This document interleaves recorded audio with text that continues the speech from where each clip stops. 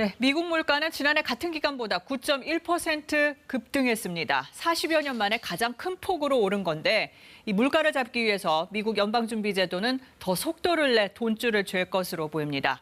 뉴욕 연결합니다. 한보경 특파원, 이 미국 물가 오름세가 무섭습니다. 6월 소비자 물가 상승률도 예상보다 높게 나왔어요. 네, 주요 전문기관들 전망치가 8.8%였는데 이걸 훌쩍 넘어서 9.1%가 나왔습니다.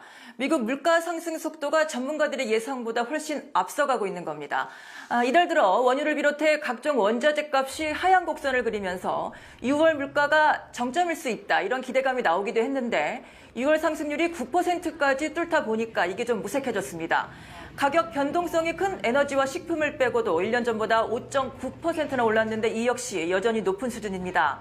물가 상승 추세가 쉽게 바뀌지는 않을 것 같다는 게 현재로선 중론입니다. 네, 연방준비제도가 2주 뒤에 이제 회의를 합니다. 더 공격적으로 금리 인상에 나설 거라고 봐야겠죠. 네, 지난주까지만 해도 가장 유력한 시나리오는 0.75%포인트 인상이었는데 이제 1%포인트 인상 가능성으로 그 무게 중심이 옮겨가고 있습니다. 연준의 통화 정책을 예측하는 시카고 상품거래소 데이터를 보면은요, 금리가 1%포인트 인상될 가능성은 현재 84.5%까지 올라갔습니다. 지난주만 해도 이 가능성은 제로였습니다. 주요 외신들도 1%포인트 인상 가능성이 커지고 있다고 일제히 보도하고 있습니다. 이렇게 된다면 미국 기준금리는 단번에 2.5에서 2.75% 수준으로 올라가게 됩니다.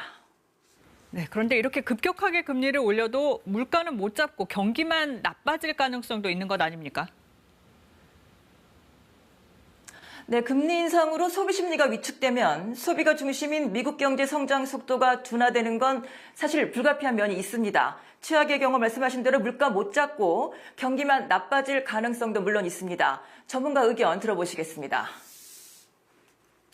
So I do think many emerging economies will also end up in recession. So the U.S. may be able to get through by the skin of its teeth without a downturn, but that means other parts of the world will not be so lucky.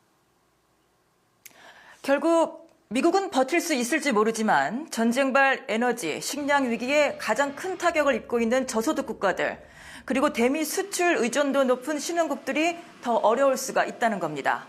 지금까지 뉴욕에서 전해드렸습니다.